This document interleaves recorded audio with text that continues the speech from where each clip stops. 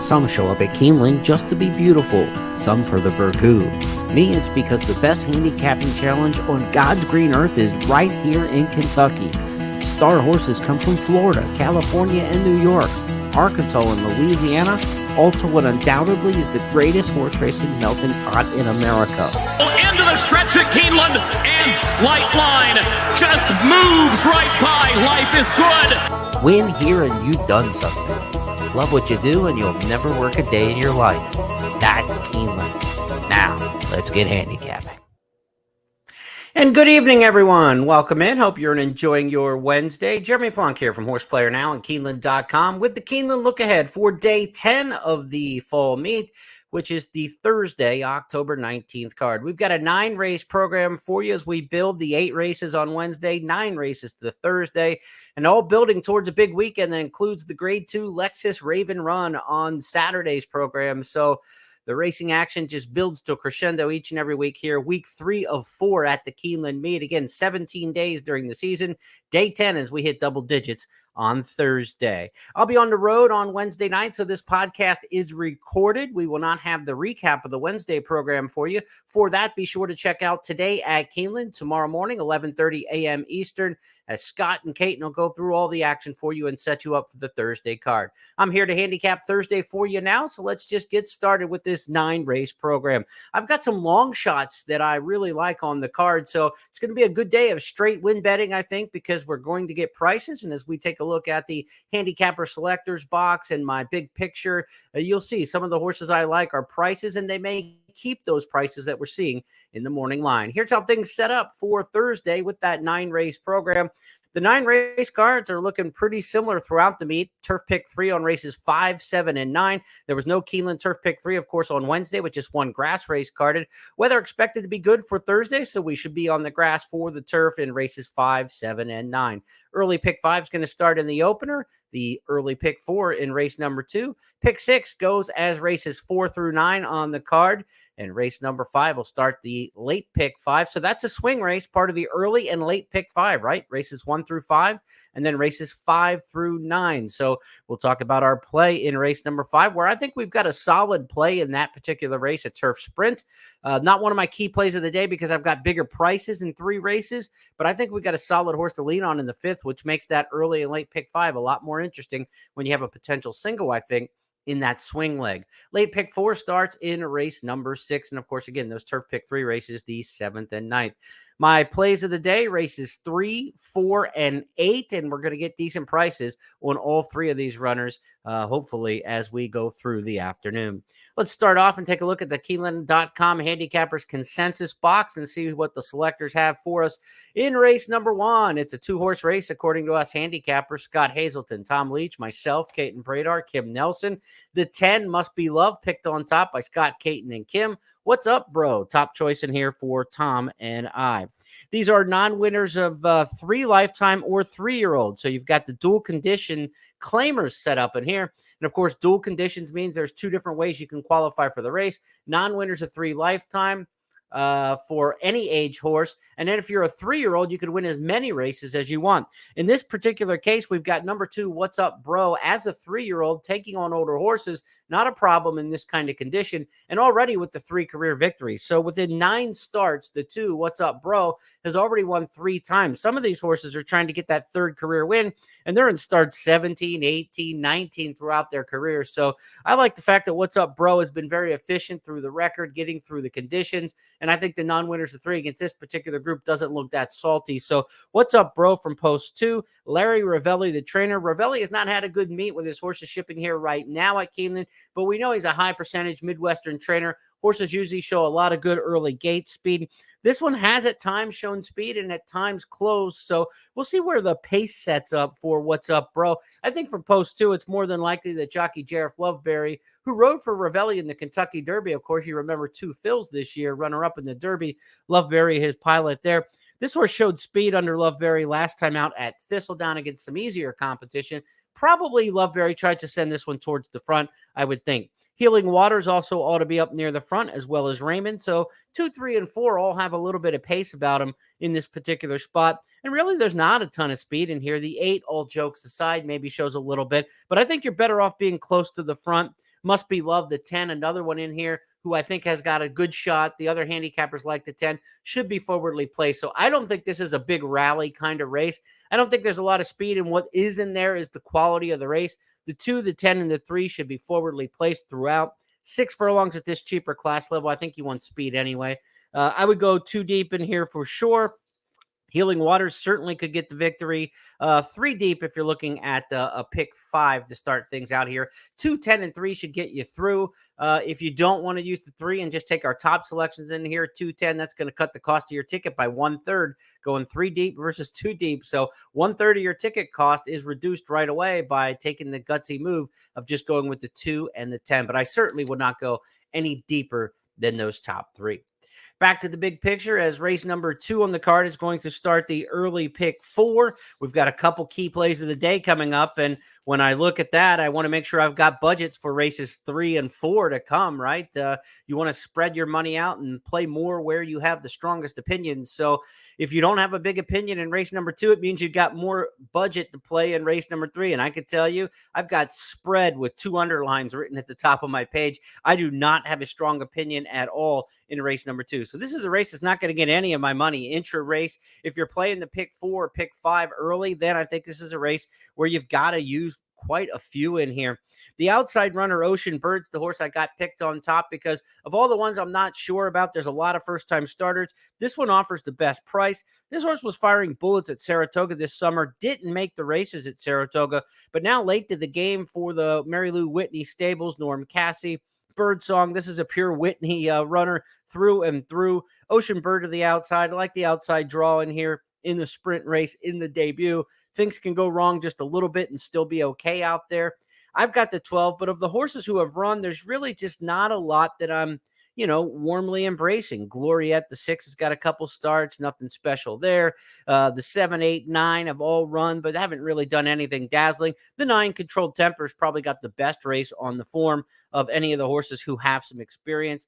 You would prefer in these maiden claiming races this time of year to get a horse with some experience. But again, I don't really have a feel for any of the horses who have run. So I ended up taking 3 first-time starters, 1, 2, and 3. Ocean Bird, She Spun, and Adeliki. So those are the 3 for me. Adeliki, interesting that John Service, Parks-based trainer, brings this one to Keeneland to debut instead of running locally at Parks.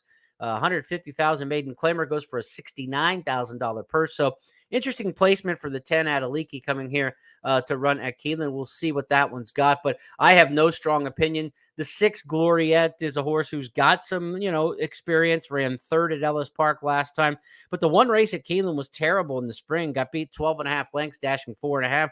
So I don't know if this daughter of Munnings likes Keeneland or not, or maybe she's just a much better filly now than she was back in the spring. Maybe she wasn't ready to go at that time. So, I could see Gloriette. I've got usable written next to that one. In fact, I got usable written next to 4 of them beyond my top 3. So my top 3 in here are 12, 3, and 10. And I've got usable on the 4, 5, 6, and 9. This is a spread race, as I said, spread with an underline under it written at the top of my past performances. That may be enough if we can't narrow some of the other legs down to say I'm not playing the pick 4 or pick 5 in the early going, because I've got to use 7 of them in race number 2 in order to be interested and be any sort of confident. So race number 1, you're 2 or 3 deep. Now you're 7 deep. So you're already 14 or 21 combinations into this pick 5 before you get out of the second leg. You better have some horses you like in races 3 and 4 if that's the case. Fortunately, we do. They are price horses. I don't know if they're the kind you single in a pick 4 or pick 5, but they're some of our key plays of the day, and they're coming up next. Race number 3, this is a long shot look, 20-1 in the morning line, where I think there's a pace setup in here for number 4, Stormy Empire, going to be my top choice here. And I'm going to be on the island. I knew nobody else would have Stormy Empire in here. Other horses, Girl Afraid, the 5, top pick on here by Kim, Tom, and Scott. Then you've got Story Hour, the top choice, the 6 horse. So the ones I've got second and third, the 5 and the 6 are the logical players, but they're part of a, potentially hot pace in here. I think there's going to be a lot of speed in here. The 2 Tell Me When, the 5 Girl Afraid, and the 7 Condiment Girl are all very fast. And for trainers who get speed out of their horses, they're not going to give an inch. 2, 5, 7 are going to go barreling out of here. I think you want a horse from off the pace. Story Hour makes some sense from off the pace. Got claimed last time out away from Ian Wilkes to Robbie Medina's barn. Of course, Medina, the longtime assistant to Shug McGahee before going out on his own. The one thing I've got about Story Hour, though, is one race at Keeneland, 5th beaten 15 lengths. Doesn't have many bad races on the form, but the one here at Keeneland was poor. So that's why Story Hour for me wasn't the closer that I wanted to go to. I went to another closer in here, and I think it's Stormy Empire. This is a horse I think could move late. Lindsay Schultz, high percentage trainer, takes over this one for Frank Kirby. Takes the blinkers off, too. Interesting move here. First time for a barn that wins at a high percentage, and she makes an immediate move with this horse, taking the blinkers off of this Hawthorne Invader. So I'm taking Stormy Empire at a big price from off the pace. I think the blinkers on are going to relax this horse, keep her back a little bit more, and this veteran 7-year-old mare can come make a run. First time over the track at Keeneland. Nothing in the pedigree suggests to me that this horse is, destined for Keeneland or anything like that. It's purely a pace play. I think you're getting a great price on a high percentage barn that you absolutely have to watch moving horses up. Lindsay Schultz's horses move up when they come to her barn. She's got Stormy Empire in here with a great pace setup. Race number 3, that's going to be my top choice in here. I think the 5 and 6 are must uses if you're playing the pick 4 and the pick 5. So I would go 3 deep in this particular spot. And as we mentioned with our picks, the 5 and the 6 are the top choices of the other handicappers. They're the ones I think are most logically underneath as the best horses. But Stormy Empire, at the price for a trainer who moves horses up and with a great pace setup, give me the 4 in here. Stormy Empire 20-1. I want to get some of that price all day on Thursday's card. To the 4th race we go, where the pick 6 is going to open up here. And we've got another situation where we've got a horse who I think is going to get a good pace set up and will be able to relax a little bit and settle. This is a 1:16, 32,000 claimer in race number 4. And cutting back in trip from 1 1/8 to 1 1/16, I think is going to be a big boost here for He's Got This. Chris Hartman, the trainer. This is a horse who's kind of been up in the slow paces, going a little bit longer. But now as they go shorter, the quicker pace is probably going to sit this horse just a little bit off and try to punch home. If you look back, the last time in May when this horse ran 1 1/16 at Churchill was a couple lengths off the pace instead of right up on it, and was able to draw off and win nicely by 5 lengths. I like He's Got This in this particular spot. I think the turn back with the other speed in this race is really going to benefit this horse just sitting 2, 3, 4 lengths off the lead and let some of the others go out there and cook it for him. I think the 4 is kind of some cheap speed that's going to go out there. The 7's got cheap speed. The 8 and the 9 are both very fast horses with outside post draws who are going to have to send. And every time you're trying to project the pace of a race, when really fast horses that like to go to the front are on the far inside or the far outside, they're going to be used extra hard because from the inside, they're going to want to try to secure position and keep that advantage. From the outside, they're going to try to cross over the field and not lose ground into the clubhouse turn when we have 2-turn races like this. So the fact that the 8 and the 9 are both confirmed front runners in this race, and they're in the outside 2 post positions, they're going to come out there sizzling. So I think it's going to be a very fast pace. 4, 7, 8, 9 all have speed in here. That's why I think that 1 1/8 stamina on the cutback now and just settling a little farther off the pace for number 6, He's Got This, is a key play of the day for me. And in fact, I would single in this particular spot. If you're playing a pick 4 or pick 5, this is a 6-1 shot in the morning line that I absolutely love. Of the key plays of the day, this is the key of the keys for trainer Chris Hartman, who's already got a couple nice wins on the dirt this meet. He's Got This. Race number 4, if we can get him home, we're going to have a good day, and we'll say we've got this in today's 4th race, Thursday's 4th race. That is, He's Got This, top choice. Also top pick in here for Kim Nelson. None of the other handicappers have this 6-1 shot in their top 3. So 6-1 looks maybe about right. I would be fine with this horse down 4-1. Anything less than that, then you're starting to question whether or not you're getting fair price. But 4-1 and up, I'm all in on He's Got This in at race number 4. Now, the 5th race comes up on the card. It is the swing race in the pick 5s. The early pick 5 and the late pick 5 both run through race number 5. And fives are wild here because the 5 into stars has a tremendous post position in here. We've talked about these big field, 12 horse fields, turf sprints. This kicks off the Keeneland Turf Pick 3 as well. We've talked about these turf sprints with 12 horse fields. Post 3, 4, and 5 are the power posts. Stats show that they have a great statistical advantage, at excellent prices. 2 races this meet so far where we had the big 12 horse fields and turf sprints. The 4 won one, the 5 won the other. You want to be in those posts when you can, and you have a horse that you like. Well, in the stars, the 5 is Brad Cox. It's an Into Mischief. We talk about Into Mischief with success on the dirt at Keeneland, but actually has a better percentage with horses running on Keeneland's turf than on the dirt. So Into Mischief, a good turf sire here at Keeneland, the perfect power post. Brad Cox, Flavian Pratt, who had 8 wins the first 2 weeks of the meet. He's sitting 3rd in the standings and riding great. I think In the Stars at 7-2 in the morning line is an absolute must use here and a single. So we're looking at potential back-to-back singles in races 4 and 5. So maybe that early pick 4 and pick 5 comes into play. Yes, we're 3 by 7 by 2 or 3 to start. But then when you got back-to-back singles, now you start to look at a ticket that can be affordable. So yes, you can get involved if you have opinions similar to mine in the early pick 4 and pick 5, even though you have no clue. At least I don't. I have no clue whatsoever what to do in race number 2 today. So we'll see if we can't spread our wings in there, catch a horse, and maybe catch a price, but just try to get through leg B and then get to those 2 singles in the 4th and 5th race.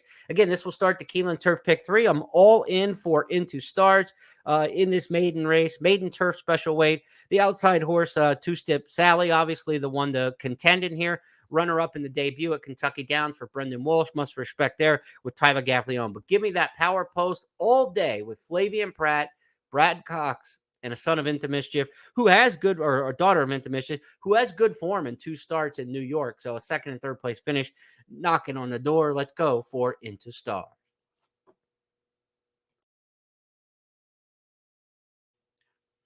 All right, we go next to race number 6 on the card. We hit the back half in the final 4 races on the program. Pick 4 starts in this particular spot. This is a very good claimer, $75,000 purse, $50,000 open claimers. And again, late pick 4 going to get underway here in race number 6. I don't have one of my key plays of the day in here because there are several good options in this particular spot. I thought the Queen's Jewels, who won the Claiming Crown Rapid Transit at Churchill back in November last year, won that by a nose, top claiming horse in the country in the sprint ranks. This horse is just as good at age 8. There's really no knock. The speed figures are off a little bit, but the form's quite good. The Queen's Jewels, I think, is a horse you have to consider in here. Shooter Shoots, an old class horse from Southern California, used to be with Peter Urton and a top stakes kind of horse. Now with Robertino Diodoro's running well at this, upper level claimer, 62.5 at Churchill last time, ran a good 3rd to Trafalgar. That was a good race. Now in for 50. There'd be no surprise at all to see Shooter Shoot in this particular spot. Upstriker's been claimed 5 times this year. Now with Mike Maker, he's done well with these big kind of $40,000 claims over the years. Upstriker would be no surprise. I ended up with the 6 Derby Date as my top pick, and I'm kind of looking at a horse who's got a win over the track here at Keeneland in the past and is coming off a really, maybe a career best effort for Cipriano Contreras, high percentage trainer in Indiana. 109-4 last time. Derby Date ran through the win last time. I'm just hoping the form stays raging like it was in that last race at Horseshoe Indianapolis. So Derby Date, my top pick in here, the 6, the 3, the 4. If you look across the handicapper selectors, it's Derby Date or Shooter Shoot as the top choices in here. I think there are a couple more options. I think the 3 or the 5 are also horses you could look at potentially in here, looking at multi-race wagers. But certainly the top 2, if you just look at our handicappers, you got to use the 6 and the 4 to start your late pick 4. I would recommend actually going deeper than that if you can here in race number 6. 7th race on the card, the next that we'll take a look at on the 9-race program, Keeneland Turf Pick 3 comes up in this one. Middle leg of the Keeneland Turf Pick 3. This is a turf route allowance, mile and a 16th on the main. We've talked about this over the years. No trainer has had more turf allowance wins at Keeneland in the fall meet than Graham Motion. He's going to have my top pick in here, Sir London. He teams up with Tyler Gaffleon. When Motion and Gaffleone team up over the past couple of years, 32% win percentage. Strong, strong. So this horse comes from Southern California, Sir London, but has been with Motion since August. Has got a work or two at Fair Hill in Maryland at Motion's home base there. Couple works under the belt. Now he knows what to do with the runner. And Sir London, this 4-year-old colt by Malibu Moon, is right where he should be. This is an entry-level allowance race. Tries the turf for the first time. Has not run on the turf. By Malibu Moon out of a Seeking the Gold mare. That Motion brings this horse to run on the grass at Keeneland, I think is significant after seeing what the horse could do at Fair Hill.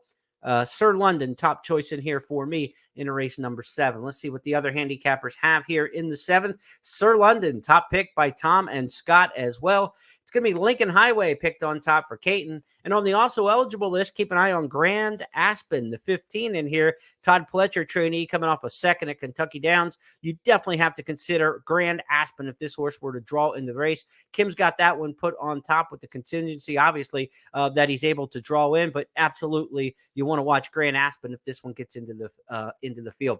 American Diamond, also a popular horse amongst the handicappers in that second spot.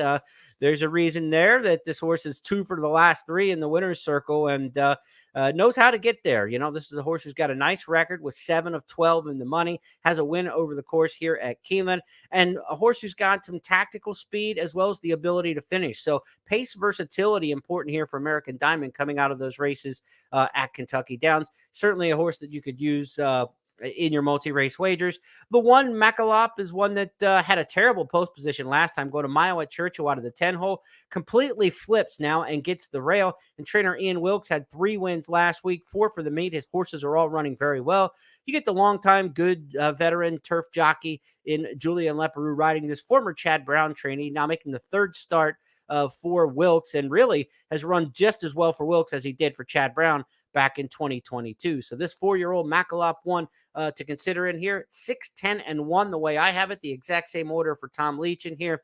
I think you're fairly safe with those 3, but I wouldn't be shocked if Lincoln Highway, who got no help last time, a horse who's going to come rallying from off the pace for Vicky Oliver, who's already got a couple wins at the meet and has popped some prices here at Keeneland over the years. Caton's top pick, Lincoln Highway. The 4, certainly one to consider in here, but you're going to need a fast pace for this horse to have some kind of factor. Sir London should be forwardly placed, even with the blinkers off.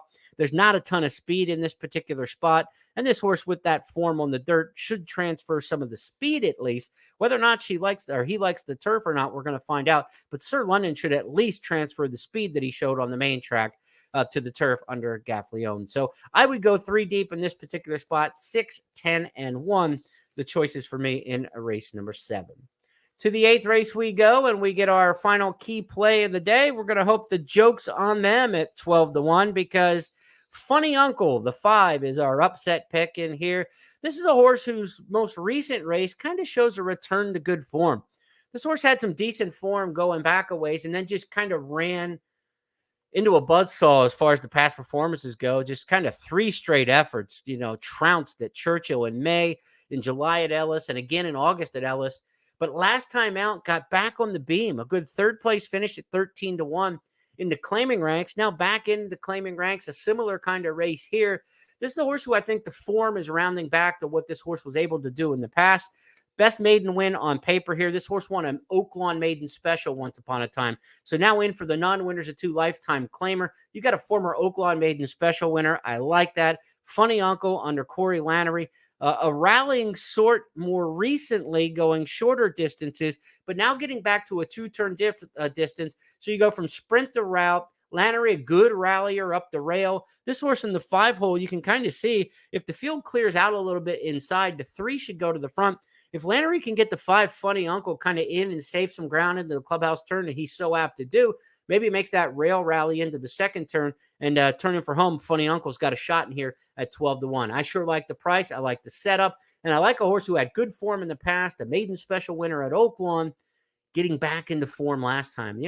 Horses kind of run in and out of form sometimes. They don't do it as much now as they used to do because people don't want to give away starts. With the purses as big as they are, they'll just lay a horse off and wait for the next race. Back in the day, horses kind of ran in and out of form. They weren't running well. They weren't feeling well. They just kind of kept running them until they got back into their game. And then you would see that up and down running lines in past performances. You don't see that as much anymore. Let's see what happens with Funny Uncle here. We'll see if this one has run himself back into good form for Tom Vance. So Funny Uncle, race number 8, one of my key plays of the day, the 5-horse in here at 12-1 in the morning line. Will we get the 12-1 on Funny Uncle looking across the handicapper selectors box? I would say so. Nobody else has Funny Uncle picked at all. So one of our key plays of the day at a price, and we're on the island. Winnie Mac Avenue, the 11, is my second choice and maybe the most logical winner in the race if you look at the other public handicappers, because Scott and Caton both have that one picked on top. Gaffleone rides for Jimmy DeVito. This one drops in class, in for a claiming tag for the very first time. Tells me you're not going to get 8-1 on this horse. My second choice, the two simulcast handicappers both have the runner on top. We're looking, and you got the leading jockey Gaffleone riding in there, second leading rider right now in the duel with Luis Saez. But Winnie Mac Avenue, probably not going to be 8-1. This horse is going to be a lower price than that. But there is no standout in this particular race. JR's Gift is 1 for 29 and is the 3-1 morning line favorite. The form looks fine. Ran second last time. The speed figure was big at Churchill, got an 84. I get it. There will be speed figure players who bet the 4-horse and maybe just finds the right field on Thursday to get that victory. But I do not take 1 for 29 with 11 underneath finishes on a horse at 3-1 when I've got some other horses that I like in here. I like Funny Uncle. I like the 11. I would go 5-11 in here and not worry about anybody else. Princely, the 1 for Kenny McPeak, as the horse comes off back-to-back second-place finishes in those pseudo one-turn miles at Ellis Park. Could stretch out to the mile and a 16th here at Keeneland effectively, but didn't run well here. That's the pause I have. This horse got beat 14 lengths in a similar race here during the April meet, and most of the other races in the form were better than that. So I'm not sure if Princely's going to like the main track here at Keeneland. So 5-11. 5's the key play. 5-11 exacta box for me in race number 8 on the intra-race bets, and 5-11 just going too deep in the 8th. We go to the 9th and final race on the card on the Thursday program, and we're going to have a Turf Pick 3 wrapping up in this particular spot. And across the handicapper selectors box, Wonder Wave, my top choice in here, the 4, along with Kim Nelson. Another Turf Sprint maiden special weight. This is a split division of a race we saw earlier on the card. We told you posts 3, 4, and 5 have the big statistical edge.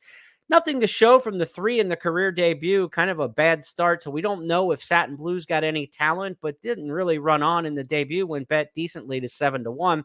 Wonder Wave does have good form, though. Brian Lynch brings this one from Ellis Park, coming off a couple second and third place finishes to start the career. The 5 Huntress is a first-time starter for Mark Cassie. Not sure what to make of that one. Does get Johnny Velasquez to ride there, so that's usually a pretty good sign. But I think Wonder Wave, the horses in the power post 3, 4, and 5, is certainly the most trustworthy of those. Rafael Bejarano rides back. Brian Lynch does really well with turf sprints. That's kind of his MO nationally, and does well with them here at Keeneland as well. So Wonder Wave, to me, the horse to beat. I think the 1 for Ian Wilkes, Charm of the Songs, an interesting runner. This is a horse, I think, who can make a move, second career start, move up for a barn that's very patient and a barn that's hot right now. I don't like the rail, though, in a 12-horse turf sprint field. Statistically, that's not a great spot to be. So Charm of the Song under Florent Leroux is going to have to get a great trip in order to be effective and win this race. But I think this horse is going to show pretty good improvement off the career debut. Joke Master, the 9, one you want to keep an eye on in here as well. This is a Mike Maker trainee. He's got 5 wins in these turf sprint maiden races for the 2-year-olds or the turf maiden races for the 2-year-olds over the years. That's tied for the most of any trainer. So keep an eye on Joke Master in here. Ian Wilkes also has those 5 wins. So the guys who win 2-year-old turf maiden races at Keeneland in the fall, Wilkes and Maker have the 1 and the 9 in here. They're going to be my plays underneath the power play horse from the power post, that being Wonder Wave. So for me, you're looking at 4 with the 9-1 with all. It's a great trifecta play, right, with the 12-horse field. 4 is not going to be, I don't think is going to be a heavy favorite in here. I think the horse could go favored, but 5-2, 3-1 looks about right. Logical horse there, the 1-9 in the second spot, use them all for third, and then back it up with the 4 to win, the 1-9 second, and then 4 to win, all to run second, then the 1-9 to run third. So 4 all 1-9 and 4 1-9 all, the way we'll attack the trifecta in the nightcap here, the finale. But I love the post position. Wonder Wave, 5-2 in the morning line, and I would say go ahead and single. I would single this one in the multi-race wagers. Pick 4, pick 5, and the pick 6 as they wrap up the day in race number 9. confident enough there, I think, that we finish with a single. So we have some singles on the card, horses that may not be huge prices. We've got some long shot plays on the card that look like they will be big prices. It's a juicy proposition. This is as good a weekday card, I think, as I felt after handicapping them on paper going into the day as we had. Again, it'll be day 10 of 17 of the meet on Thursday. We are due for some good fortune and some good results, obviously, but a lot of racing still left to come.